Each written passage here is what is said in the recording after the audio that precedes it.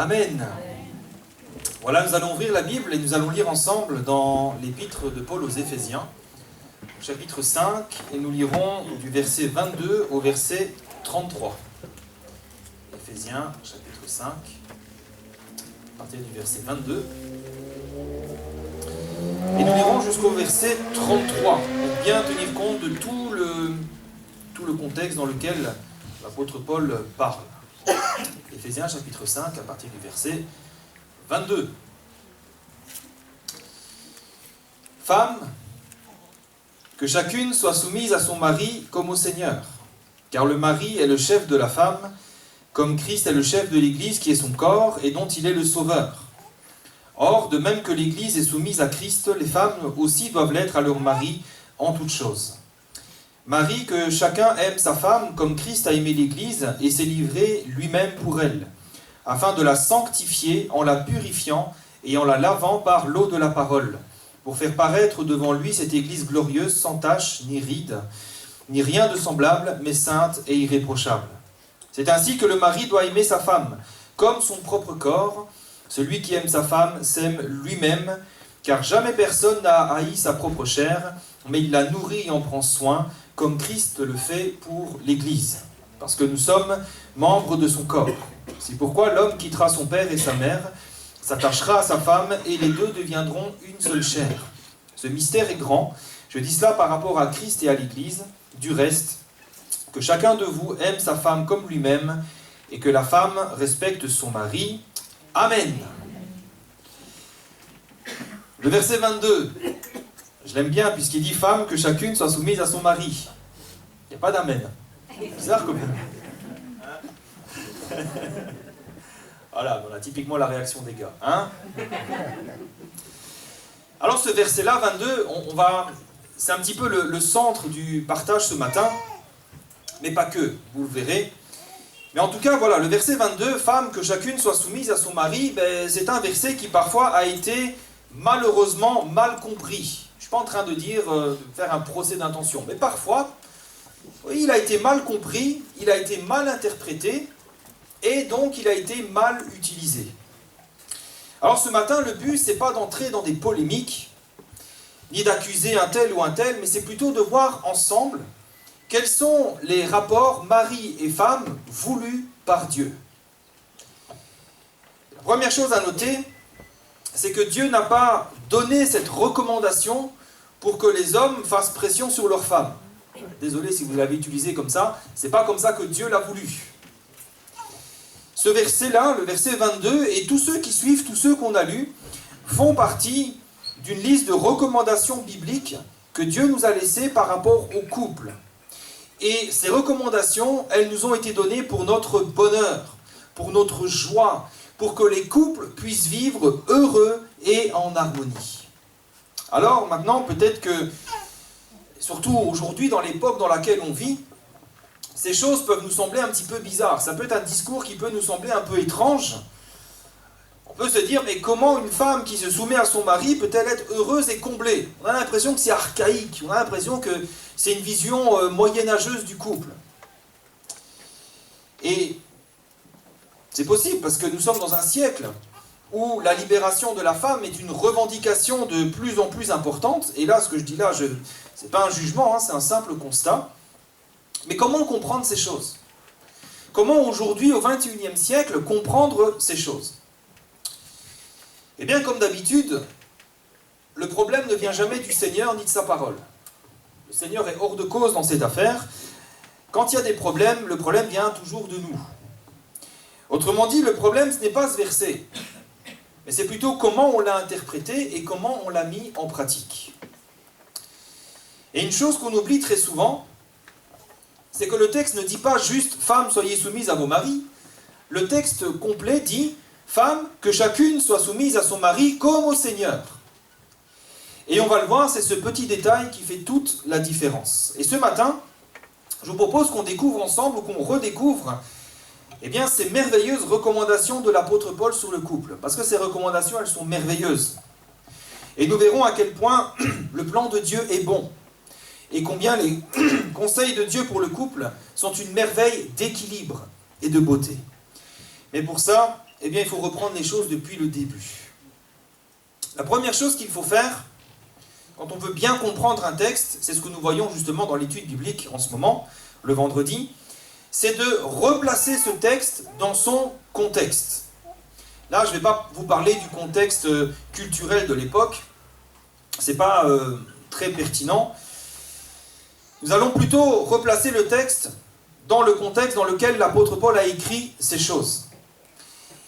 Et quand nous le faisons, nous comprenons que l'apôtre Paul, ce dont il nous parle, c'est avant tout de ressembler à Christ dans nos rapports les uns avec les autres. Et c'est pour ça que dans cet épître, en tout cas à partir du chapitre 4 jusqu'à la fin, il y a toutes sortes de recommandations. Là, il y a sur le couple, mais après, il y a les recommandations sur les patrons et leurs employés, il y a les recommandations sur les parents avec leurs enfants, etc., etc. Le but ici, ce que Paul va défendre comme idée, comme vérité, c'est que nous devons ressembler à Christ dans nos rapports les uns avec les autres.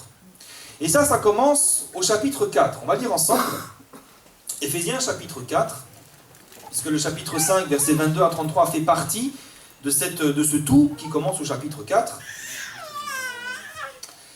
Éphésiens chapitre 4, où l'apôtre Paul dira « Je vous exhorte donc, moi le prisonnier dans le Seigneur, à marcher d'une manière digne de la vocation qui vous a été adressée, en toute humilité et douceur, avec patience, vous supportant les uns les autres avec amour, vous efforçant de conserver l'unité de l'esprit par le lien de la paix. Amen. » Ça, c'est ce qui va introduire la suite de l'épître. Et ici, Paul nous exhorte donc à marcher d'une manière digne de notre vocation d'enfant de Dieu, contrairement à autrefois où on marchait comme les païens. Ça, c'est donc le thème central qu'il va développer dans la suite de son épître.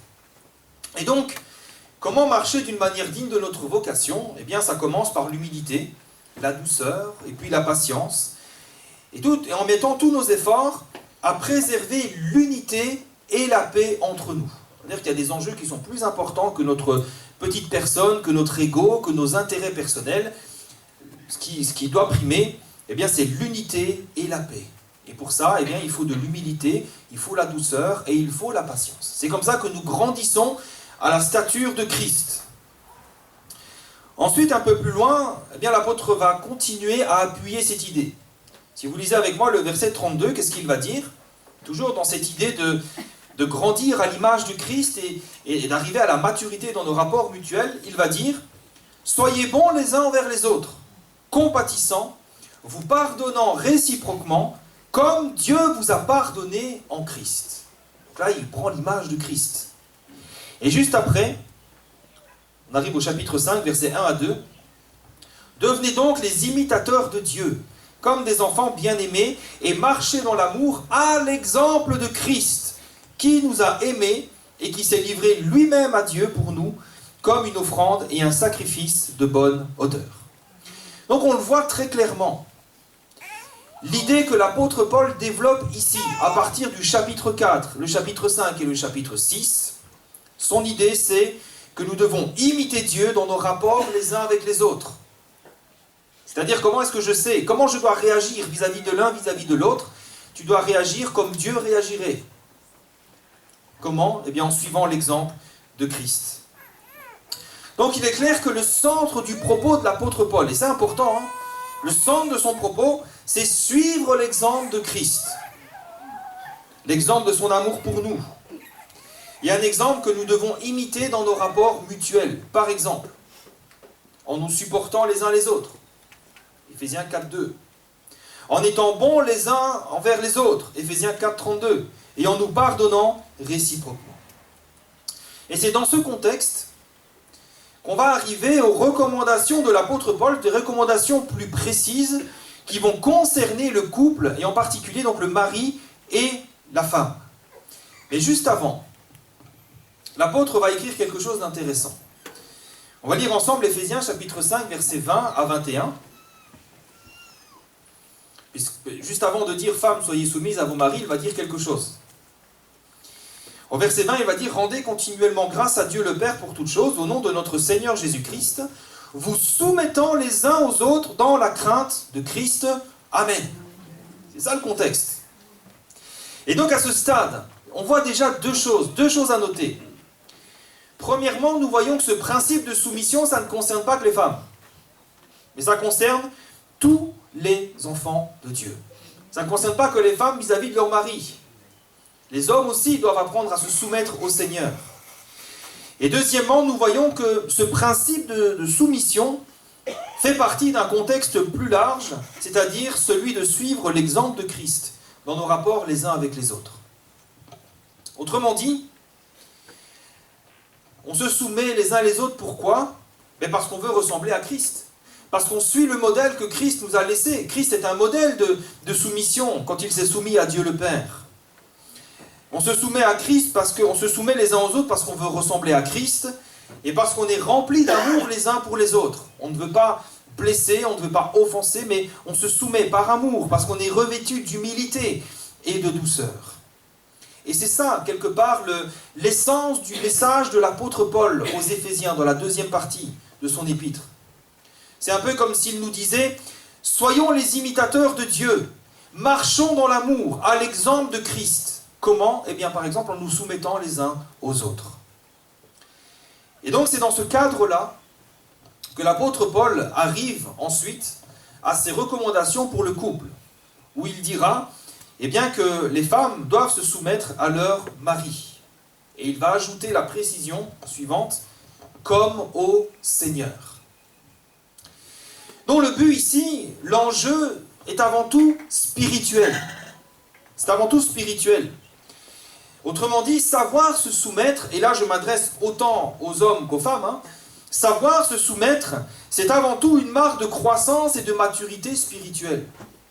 Quand vous avez une église de rebelles, vous savez que cette église, elle est très loin d'être une église mature et spirituelle. Quand vous avez une église qui s'oppose constamment les uns les autres, ou aux directives du pasteur par exemple, là il y a un problème de maturité spirituelle. Alors maintenant vous allez me dire, oui mais il y a eu des abus. Il y a eu des abus de pouvoir, et c'est vrai. Que ce soit dans les foyers, il y a eu des abus. Que ce soit dans l'église aussi, ah oui, il y a des pasteurs qui ont fait de l'abus de pouvoir. On dit, c'est moi le chef ici. Ou même ailleurs. Mais ça, malheureusement, c'est la nature humaine. On ne peut pas blâmer le Seigneur pour ça. On ne peut pas dire, Seigneur, ton commandement est mauvais. C'est les hommes qui sont mauvais, pas le commandement du Seigneur. Vous savez, la nature humaine, elle est comme ça. Certains, vous leur donnez un tout petit pouvoir et tout de suite, ils deviennent des dictateurs, ils deviennent des petits chefs en puissance et ils exercent une espèce d'autorité comme ça en mettant la pression, en disant ben, c'est moi le chef, c'est comme ça. Mais malgré cela, ce principe de soumission, eh bien, il demeure. À une exception, c'est si ça va à l'encontre de l'Écriture. Là, il y a quand même une exception. Oui, vous devez vous soumettre au pasteur, je ne dis pas ça parce que c'est moi, vous devez vous soumettre à... Enfin, si un jour je quitte mon verre et il y aura un autre pasteur qui viendra ici, ben vous devrez vous soumettre aussi à lui. Sauf s'il vous dit d'adorer Marie, par exemple. Sauf s'il vous dit, eh bien, on va adorer tel saint ou tel saint. Là, il ne faut pas vous soumettre à lui, d'accord? Ça, c'est un principe biblique. Puisque la Bible nous dit, Acte 5, 29, il faut obéir à Dieu plutôt qu'aux hommes. Et ça, c'est dans le sens où, si à un moment donné, nous devons choisir de trancher entre nous soumettre à une ordonnance divine ou nous soumettre à une ordonnance humaine, eh bien, c'est toujours à Dieu que nous devons nous soumettre. Si l'ordonnance humaine d'un homme, elle va dans le sens de la parole, il n'y a pas de souci. Mais si ça va en l'encontre de la parole, c'est Dieu que nous devons choisir. Je vais donner un exemple. Dans la même section, au chapitre 6, l'apôtre Paul, parce que dans cette section-là, l'apôtre Paul parle des rapports mutuels, l'homme, la femme, le mari, la femme. Et chapitre 6, versets 5 à 7, l'apôtre Paul va parler des rapports entre patron et employé. Et il va dire, serviteurs, obéissez à vos maîtres selon la chair, avec crainte et tremblement, dans la simplicité de votre cœur, comme à Christ. Non pas seulement sous leurs yeux, comme pour plaire aux hommes, mais comme des serviteurs de Christ qui font de bon cœur la volonté de Dieu. Servez-les avec empressement, comme servant le Seigneur et non des hommes. C'est très clair. On doit servir nos patrons comme on servirait le Seigneur. Maintenant, si le patron vous demande de faire quelque chose d'illégal, ou bien si vous lui obéissez, eh bien vous désobéissez au Seigneur. Et là, c'est un problème. Il ne faut pas le faire. C'est dans ce cadre-là que Pierre a déclaré qu'il faut obéir à Dieu plutôt qu'aux hommes. Et d'ailleurs, si Pierre a dit ça, c'est parce qu'on voulait les empêcher de prêcher le nom de Jésus. Alors, Pierre, il a reçu l'ordre de prêcher le nom de Jésus. Des hommes essayent de l'en empêcher. Qu'est-ce qu'il fait? Eh bien, là, oui, il faut obéir à Dieu plutôt qu'aux hommes. Donc, tout comme nous nous soumettons les uns aux autres, eh bien, les femmes en particulier doivent se soumettre à leur mari. Mais dit comme ça, c'est pas tout à fait juste. Il manque une petite pièce au puzzle, parce que ce n'est pas exactement ce que l'apôtre Paul a écrit. L'apôtre Paul a bien écrit qu'en effet, les femmes doivent en particulier se soumettre à leur mari, mais elles doivent le faire comme au Seigneur. Et comme je le disais en introduction, ce petit détail, entre guillemets, c'est lui qui fait toute la différence. C'est ce que nous voyons aussi dans l'étude biblique. Dans la Bible, il n'y a pas de détail qu'on peut mettre de côté. Tout ce qui est écrit est important et utile. Ce petit détail, il fait toute la différence. Et parfois, on oublie de le citer. On oublie de le citer. Parce que ce n'est pas, vous savez, de n'importe quelle manière que les femmes doivent se soumettre à leur mari. Les femmes doivent se soumettre, mais de la même manière qu'elles se soumettent au Seigneur. Alors pourquoi ce détail est si important? On va y venir. La réponse, elle est toute simple. Et je pense que chacun de nous, nous pouvons y répondre. À partir d'une simple question. De quelle manière est-ce que vous vous soumettez au Seigneur?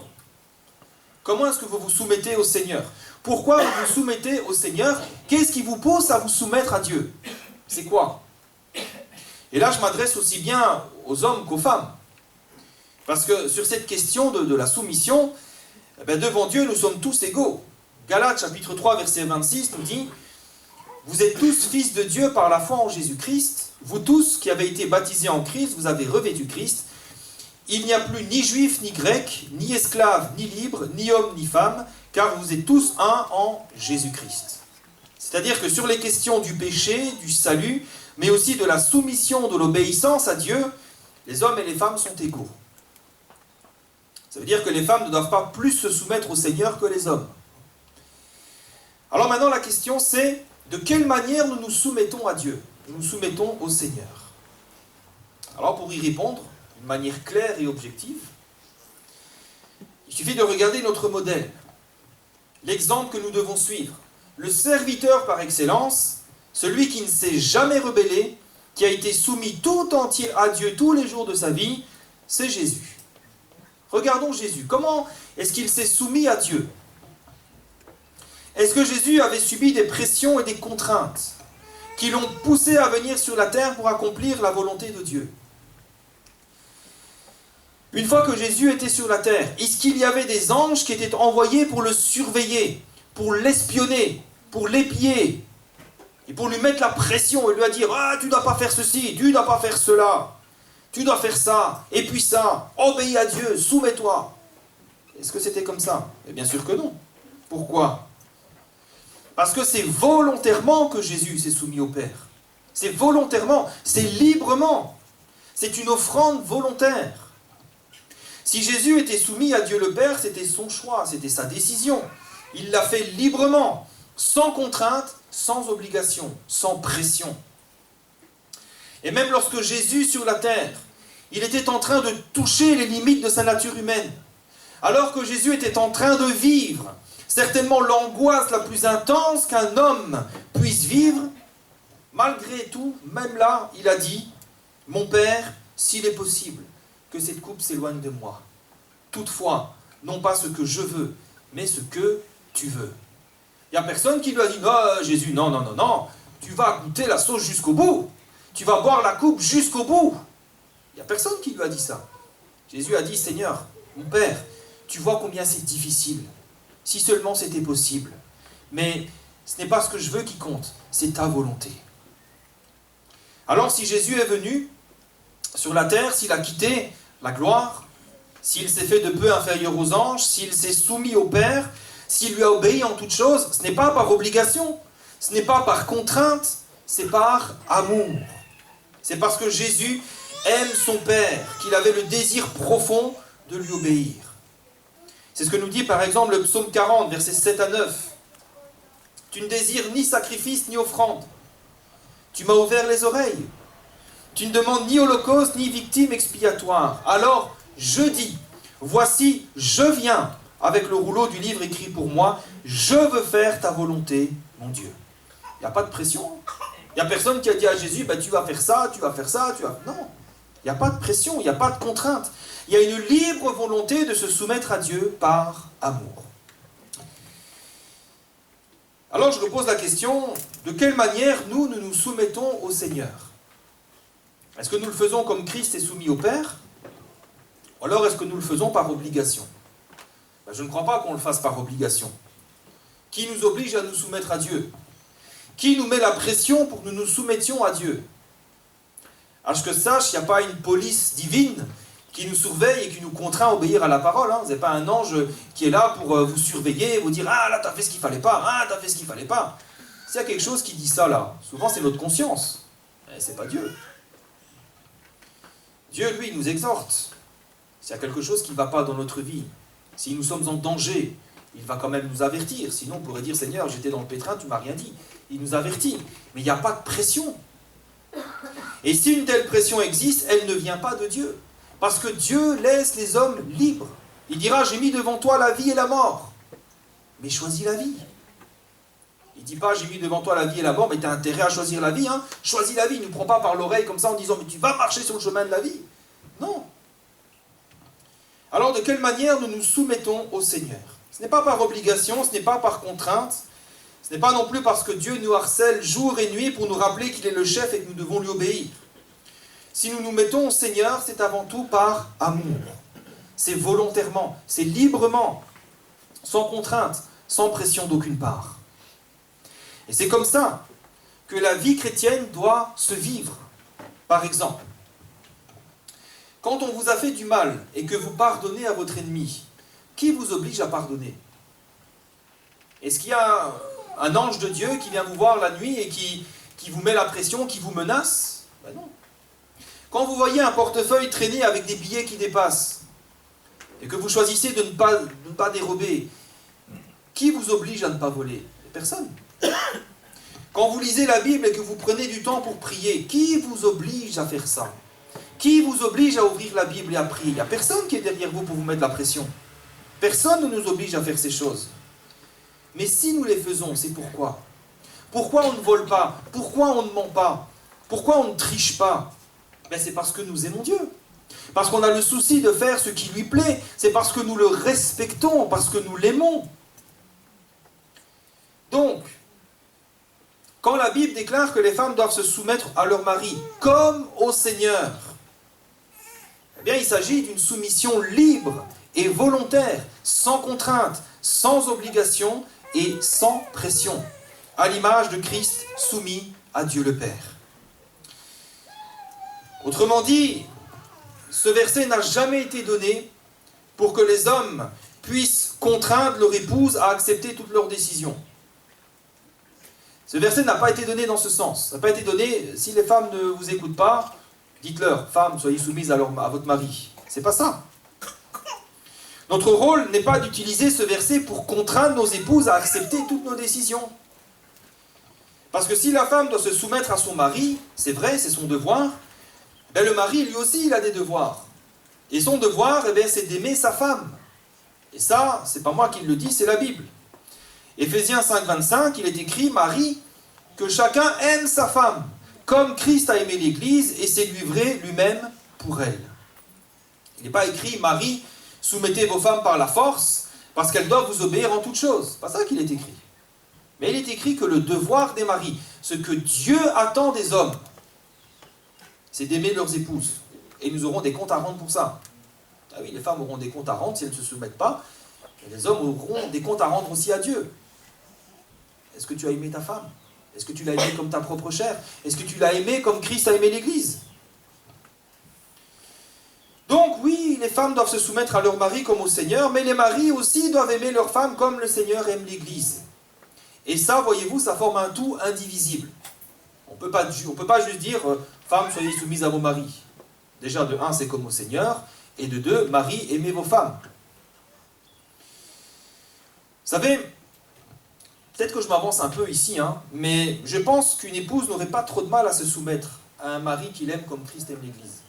Peut-être que je m'avance un peu, je ne sais pas, mesdames, vous pourrez me dire après.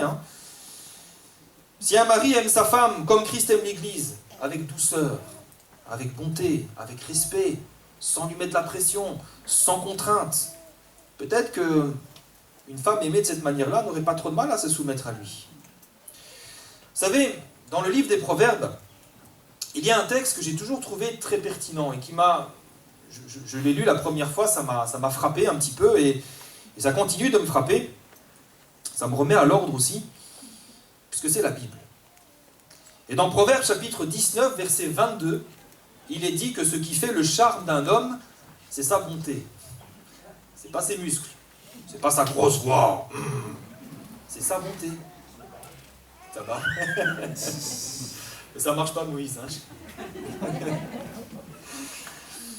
Parce qu'elle me préfère sans barbe. Ce qui fait le charme d'un homme, c'est sa bonté. On pourrait traduire aussi différemment. Ce qui rend un homme désirable. Parce que c'est ça le mot charme ici qu'on a traduit par charme. C'est ça que ça veut dire. Ce qui rend un homme désirable, c'est sa bonté. Et le mot bonté ici, on en a parlé la fois dernière, dans les psaumes de la Pâque. C'est exactement le même mot qu'on attribue à Dieu dans le psaume 136. Vous savez, on l'a vu la fois dernière. Dans le psaume 136, il est dit « Louez l'Éternel, car il est bon, car sa miséricorde dure à toujours. » Alors ici, le mot est traduit par miséricorde, mais en hébreu, c'est le même mot. C'est hesed, c'est le même mot. Et si vous vous souvenez, on avait vu que ce mot, ce qui fait le charme d'un homme, c'est sa bonté. La miséricorde de Dieu durera toujours. Ce mot-là, il a en réalité un sens beaucoup plus large que parler simplement de bonté ou de miséricorde. On avait vu que l'idée derrière ce mot, c'est avant tout l'amour. Un amour vrai, authentique et fidèle, mais un amour qui se manifeste toujours par des actions concrètes. C'est ça qui donne l'essence de ce mot. C'est-à-dire c'est un amour relationnel, un amour qui se traduit dans les relations. Autrement dit, il ne s'agit pas d'un amour théorique du genre hey, « je t'aime ma chérie ». Non, non. Il s'agit d'un amour pratique qui se manifeste toujours par des actes qui rendent cet amour visible et palpable par l'autre. Autrement dit, quand vous aimez votre femme de cette manière-là, votre femme le sait que vous l'aimez. Elle ne va pas dire « chérie, est-ce que tu m'aimes ? Chérie, est-ce que tu m'aimes ?» Elle le sait. Si vous l'aimez de cette manière-là, de cet amour-là, elle le sait, normalement. Et c'est ça, c'est cet amour-là, cette bonté, cette fidélité, c'est cet amour-là qui fait le charme d'un homme et qui le rend désirable par son épouse. Donc la Bible a raison. Quand un mari aime sa femme, ça rend le mari désirable pour son épouse. Peut-être qu'elle n'aura pas trop de mal à se soumettre à lui. Et pourquoi elle aurait du mal? Si le mari aime sa femme comme lui-même, il ne va certainement pas lui faire du mal. Il ne va certainement pas faire des choses qui vont l'irriter. Donc la Bible ne dit pas que les maris doivent contraindre leur épouse ou leur forcer la main et d'utiliser la Bible de manière abusive en disant hey, « t'as vu ce qu'il est écrit pour toi ?» Par contre, ce que la Bible dit, c'est que les maris doivent aimer leur épouse comme Christ aime l'Église. Et ce que la Bible dit aussi, c'est que les épouses doivent se soumettre à leur mari. Pas par contrainte, pas par obligation, mais librement et par amour. Mais elles doivent quand même se soumettre. Et là-dessus, l'apôtre Paul est très clair. Puisqu'il dira, chapitre 5, verset 24, Éphésiens, « De même que l'Église est soumise à Christ, les femmes doivent aussi l'être à leur mari en toutes choses. » Et oui, mesdames, c'est comme ça, c'est la parole de Dieu. Alors, en tant qu'Église, nous nous soumettons à Christ, non? On le fait tous. On se soumet à Christ, on est là pour lui obéir, on va évangéliser, on fait tout ça par obéissance à Christ. Et on le fait librement et par amour pour son nom. Et finalement, qu'est-ce que ça produit chez nous? Ça produit de la joie. Moi, je suis heureux de me soumettre à Christ. Quel bonheur de se soumettre au Seigneur et de lui obéir en toutes choses. Autrement dit, c'est là où je veux en venir, la recette d'un couple épanoui et heureux, selon le Seigneur, c'est lorsque les deux font chacun leur part. C'est pas quand le mari rappelle sans cesse à sa femme, tu dois te soumettre, et c'est pas quand la femme rappelle à son mari, tu dois m'aimer comme Christ aime l'Église. Les deux doivent faire chacun leur part. La femme se soumet à son mari, et son mari l'aime comme Christ aime l'Église. Et c'est d'ailleurs la conclusion de l'apôtre Paul sur les recommandations du Seigneur sur les couples. Éphésiens chapitre 5, verset 33, c'est comme ça qu'il va conclure cette petite partie, cette péricope sur le couple. Il va dire du reste que chacun de vous aime sa femme comme lui-même et que la femme respecte son mari. C'est deux choses qui vont ensemble, ce sont les deux faces d'une même pièce. Maintenant, si la Bible enseigne aux épouses à se soumettre volontairement et librement à leur mari, il ne faut pas faire non plus de cette liberté un prétexte pour se rebeller. Il ne faudrait pas en arriver à un extrême où on dirait « je me soumets si je veux, d'accord ? Tu n'as rien à me dire là-dessus, je fais ce que je veux. » Ah non, c'est pas comme ça. Quand on est dans le couple, eh bien, on a des droits, mais on a aussi des devoirs. Alors oui, dans l'absolu, c'est possible. Mais si notre but, c'est de ressembler à Christ, si notre but, c'est de vivre dans la bénédiction, dans la paix du Seigneur, si nous voulons vivre une vie de couple à l'image de Dieu, selon le plan de Dieu, alors oui, il y aura certaines choses à respecter. Et c'est la même chose pour les maris, hein. Les deux c'est pareil. Parce que les maris, il ne faudrait pas non plus arriver à cet extrême où on dirait hey, « tu ne me respectes pas, je ne t'aime pas ». Pour le dire autrement, on ne marchande pas avec les commandements du Seigneur. Ça ne se monnaie pas. C'est pas dire, il n'y a pas de petit astérix avec des mentions légales écrites en bas. Non, non, c'est pas comme ça. On ne marchande pas. Nous devons faire ce qu'il est écrit pour nous. Les femmes doivent simplement faire ce que Dieu leur demande. Les maris doivent faire simplement ce que Dieu leur demande. Et nous devons réaliser que ces choses nous ont été laissées avant tout pour notre bonheur. Et dans ce cadre-ci, c'est pour que les couples puissent vivre heureux et en harmonie. Quelque part, c'est un peu comme si Dieu nous donnait le mode d'emploi. Vous voulez un couple béni, vous voulez une vie de couple bénie, heureuse et épanouie, alors voilà ce que vous devez faire, si c'est ce que vous voulez. Et d'ailleurs, ces commandements ont été donnés autant pour les hommes que pour les femmes, autant pour les maris que pour les épouses. Ce qui veut dire que chacun a sa part à faire.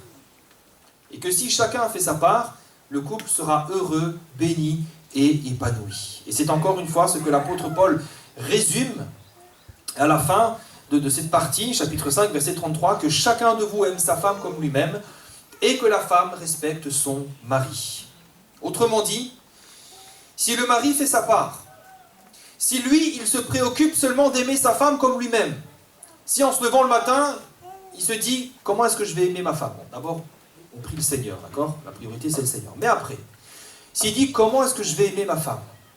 Comment est-ce que je peux lui montrer que je l'aime ?» Et si la femme, elle aussi, elle fait sa part, et qu'elle se dit « Je vais respecter mon mari, je vais me soumettre à lui comme au Seigneur. » Alors, les besoins de l'un comme de l'autre seront automatiquement comblés. Il n'y aura pas besoin de revendiquer quoi que ce soit. L'homme se sentira respecté, la femme se sentira aimée, les deux seront heureux et épanouis. Et vous avez là la recette d'une vie de couple heureuse, épanouie, équilibrée et harmonieuse.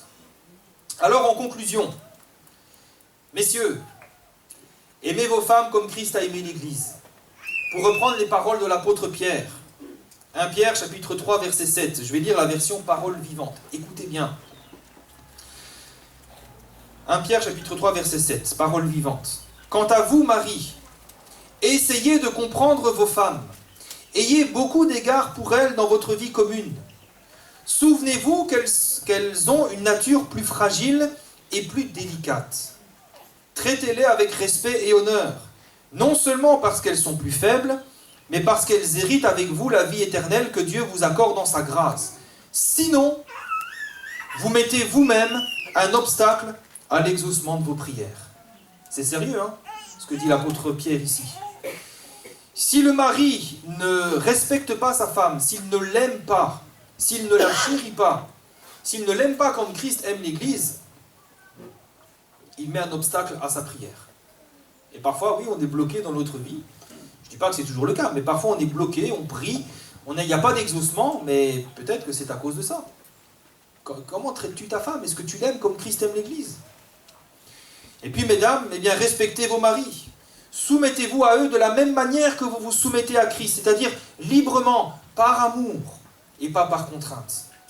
Alors tout ça, évidemment, c'est pas de la morale, hein, je ne suis pas en train de vous faire la morale, mais c'est un simple exposé du bon conseil de Dieu pour nous, qui veut que les couples soient heureux, épanouis et richement bénis. C'est ça la volonté de Dieu. Dieu veut que les couples soient bénis, Dieu veut que les couples soient épanouis, il veut que les couples soient heureux et pas malheureux. Et pour ça, le Seigneur nous a donné les principes. Vous avez remarqué, c'est pas très compliqué. Hein. Nous, les hommes, il suffit d'aimer nos femmes, et puis les femmes, il suffit de vous soumettre à vos maris et de les respecter. Alors, c'est ce que nous voulons aussi. Si nous voulons une vie de couple heureuse et épanouie, ben, il suffit de mettre la parole en pratique. Et oui. Et je cite à nouveau cette conclusion de l'apôtre Paul, c'est très simple, que chacun de vous aime sa femme comme lui-même, et que la femme respecte son mari. Voilà la recette d'une vie de couple heureuse, épanouie, équilibrée et harmonieuse. Amen. Alors on va prier ce matin. On va prendre un temps pour prier, et on va prier premièrement pour nous-mêmes. Ne prie pas pour ta femme, ne prie pas pour ton époux, prie pour toi-même. Vous savez, quand la Bible parle à nous premièrement. Ne dis pas « Ah, ma femme ne me respecte pas ». Que la femme ne dise pas « Ah, mon mari ne m'aime pas ». Pensons à nous d'abord. Examinons-nous d'abord. Examinons nos cœurs et nos voix. Si peut-être, monsieur, tu as un manque d'amour vis-à-vis de ta femme, eh bien, demande pardon à Dieu. Parce que ce n'est pas ce que Dieu demande. Dieu demande d'aimer sa femme. S'il y a un manque d'amour, eh bien, demande à Dieu de te combler de cet amour. Mesdames, si peut-être vous ne respectez pas votre mari, si vous le méprisez, si vous ne vous soumettez pas à lui, eh bien, peut-être demandez au Seigneur les forces et l'amour dont vous avez besoin pour vous soumettre à lui. Et puis on va prier ensuite pour les couples, parce que je pense que peut-être beaucoup de couples sont dans le besoin, et on va prier aussi pour cela. Voilà, prions ensemble quelques instants.